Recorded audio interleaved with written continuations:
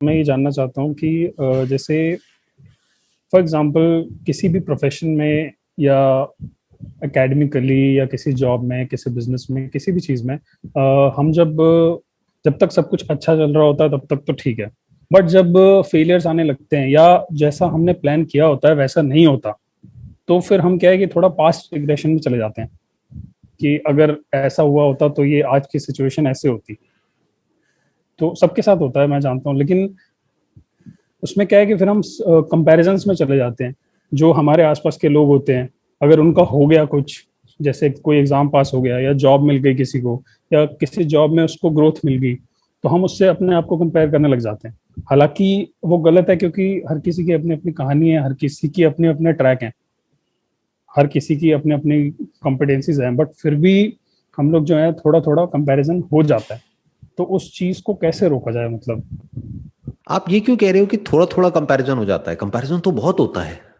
हमारे घर में भी होता है, और रिलेटिव्स का भी आपस में होता है, फ्रेंड्स का भी आपस में होता है, और इनफैक्ट जो अपने होते हैं उन्हीं का तो अपनों से कंपैरिजन होता है। जो आपके अपने सर्कल में नहीं है उनसे कभी कंपैरिजन होता है क्या?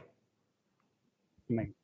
आई डोंट थिंक कि कोई कंपैरिजन होता है। मतलब कभी आपका कोई कंपैरिजन वॉरेन बफेट के साथ आपने किया है अपने माइंड में कि देखो वो कहाँ का कहाँ निकल गया, मैं वहीं का वहीं रह गया? ऐसा तो कभी भी नहीं है ना। मार्क जकरबर्ग के साथ में आपने किया होगा अपना कंपैरिजन। तो आप किसके साथ में करते हो? वो फ्रेंड्स जो आपके साथ में ही क्लासेस अटेंड कर रहे हैं, आपके ही कॉलेज में हैं, स्पेशली आपके फ्रेंड सर्कल में हैं। और अब उस कंपैरिजन को छोड़ा नहीं जा सकता है। आप ये मत सोच लेना अपने माइंड में कि कंपैरिजन गलत होता है तो मुझे कंपैरिजन नहीं करना चाहिए। क्योंकि प्रॉब्लम क्या है कि हमारा माइंड हमेशा एक्सट्रीम में सोचता है। That is the basic problem of human mind, of most human beings on this planet. हम कैसे सोचते हैं लाइफ को? या तो ये, या सही या गलत। ये सही है, ये गलत है, ये मुझे करना चाहिए, ये मुझे नहीं करना चाहिए। और फिर हम जा करके उसमें फंस जाते हैं अपनी ही थॉट प्रोसेस में। जो होता है हम उसको डिनाई करते रहते हैं। जैसे गुस्सा आ रहा है लेकिन हम क्या कह रहे हैं, हमको गुस्सा नहीं करना चाहिए। तो अब दो चीजें क्रिएट हो गई हैं। एक है जो एक्चुअल में हो रहा है, यानी कि गुस्सा आ रहा है। एक है आपका थॉट कि गुस्सा नहीं आना चाहिए। एक है जो एक्चुअल में हो रहा है, यानी क्या? कंपैरिजन। सुबह से रात तक कंपैरिजन चल रहा है आपके माइंड में और औरों के भी माइंड में। आप नहीं भी करोगे तो लोग, दुनिया बैठी है आपको जताने के लिए, आपको बताने के लिए, आपको जलाने के लिए कि देख मेरा तो हो गया, हम दोनों ने साथ में शुरू किया था, देख आज मैं कहां हूं और तू कहां रह गया। ऐसा होता है नहीं होता है? हमारी एज सेम है, हम दोनों एक ही स्कूल से निकले थे, एक ही कॉलेज से निकले थे। आज देख मेरा तो कब का ये क्लियर भी हो गया और अब तो मैं ये, मैं तो वो, मैं तो वो। राइट? और फिर घर वाले भी कंपैरिजन करेंगे कि देख तेरे बराबर का ही है, वो तो तेरे से भी गया गुजरा था ट्वेल्थ में, स्कूल में, आज देख वो क्या कितना बढ़िया कर रहा है। तो अब इसमें क्या हो रहा है? एक है जो एक्चुअल में हो रहा है, जो रियलिटी है, वो क्या है? कंपैरिजन। एक है आपका अपना एक थॉट, क्या कि कंपैरिजन गलत है, ये नहीं होना चाहिए। तो अब हम फंस गए इन दोनों के बीच में। तो पहले अपने थॉट को छोड़ दो कि क्या होना चाहिए क्या नहीं होना चाहिए। पहले ये देखो क्या हो रहा है। सुबह से रात तक आपके माइंड में भी और आपके आसपास में जो लोग हैं उनके माइंड में भी कंपैरिजन चल रहा है। किससे चल रहा है? अपने लेवल पे जो लोग हैं उन्हीं से चल रहा है। ना जो बहुत ही नीचे लोग हैं उनसे कंपैरिजन चल रहा है, ना जो बहुत ऊपर लोग हैं उनसे कंपैरिजन चल रहा है। अब सवाल उठता है कि इससे डील कैसे किया जाए। अब हम इस प्रॉब्लम से डील कर सकते हैं अगर हम इसको एक्सेप्ट कर लें तो।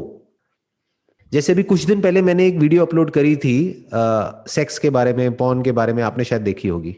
देखी थी। तो आपके क्या थॉट्स है उस वीडियो के बारे में?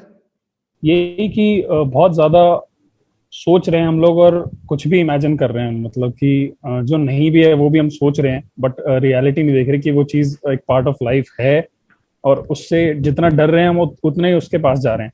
आपको समझ आया? ये भी इसी से रिलेटेड है जिसकी अभी हम बात कर रहे हैं। मतलब रियलिटी क्या है? रियलिटी है सेक्स। क्या ये रियलिटी है या नहीं है? It is as much a part of a life as our breath, as the need for food, as the need for water. It is so much a part of our life. It is a part of our biology, not our psychology.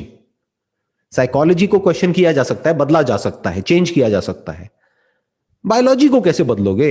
And biology not just of human beings, but of all the species for that matter, all the beings on this planet. तो एक है reality जो कि actual में है, एक है हमारी इमेजिनेशन, हमारा थॉट कि ऐसा नहीं होना चाहिए, एक है जो हो रहा है. सबके माइंड में थॉट्स आते हैं, राइट? एक एज के बाद में ये इस तरह के थॉट सबके माइंड में आते हैं, बट हम क्या कर रहे हैं, हम एक डिनायल मोड में चले गए हैं, या हम उसका एक अपोजिट हमने अपने माइंड में क्रिएट कर लिया है, नहीं ऐसा नहीं होना चाहिए. अब हम लड़ रहे हैं अपने माइंड में बैठ करके, जो हो रहा है और जो होना चाहिए, इन दोनों की आपस में लड़ाई चल रही है, जिसका कभी भी सॉल्यूशन नहीं निकलेगा. जितना आप लड़ोगे, जो हो रहा है वो और पक्का होता चला जाएगा. यानी जितना ये जो कंपैरिजन वाली फीलिंग आपके माइंड में आ रही है, जितना इससे लड़ोगे, जितना अपने आप को बोलोगे कि मुझे कंपेयर नहीं करना चाहिए, उतना ही ये कंपैरिजन और स्ट्रांग होता चला जाएगा और आपकी नस नस में दौड़ेगा. आज जो आपके दोस्त आपके साथ में कर रहे हैं, कल वो आप किसी और के साथ में करोगे. यानी कि जब आपका जो भी आप कर रहे हो वो क्लियर हो जाएगा और आपकी जॉब लग जाएगी, तो आप भी उसी तरह से एक्ट करोगे जैसे वो कर रहे हैं. आप समझ गए? Whatever our mind focuses on expands. बस इतनी सी बात हमको समझनी है. जहां भी आपका फोकस चला जाएगा, वो चीज एक्सपैंड होने लग जाएगी. फिर चाहे आप कहो वो होना चाहिए या कहो कि वो नहीं होना चाहिए, दोनों तरफ से फोकस वहीं चला गया. आप कहोगे कि ये दर्द होना चाहिए, तब भी ध्यान यहां चला गया. आप कहोगे दर्द नहीं होना चाहिए, मतलब मैं ऐसे दबाऊं लेकिन दर्द नहीं होना चाहिए, तो ध्यान कहां चला गया? उसी दर्द की तरफ. तो पहले आप देखो दर्द हो क्यों रहा है, वो दर्द क्या है, वो दर्द है भी या नहीं है, वो पेन है या प्लेजर है, और दोनों ही अगर टेम्पररी है तो मैं उसके बारे में इतना सोच क्यों रहा हूं? क्या ये लाइफ का छोटा सा पार्ट है, या this is what life is? इस तरह से अपने आप से क्वेश्चंस पूछो.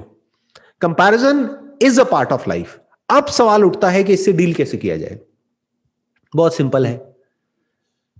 आप अपना एक फ्यूचर सेल्फ क्रिएट करो, जो आई एम 100% श्योर आपने नहीं किया होगा, और बहुत रेयर कुछ लोग होते हैं इस दुनिया में जो एक्चुअल में अपना कोई फ्यूचर सेल्फ क्रिएट करते हैं.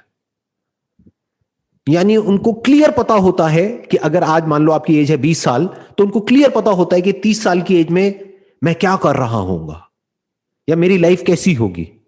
40 साल की एज में मेरी लाइफ कैसी होगी, 50 साल की एज में मेरी लाइफ कैसी होगी, 60 साल की एज में मेरी लाइफ कैसी होगी.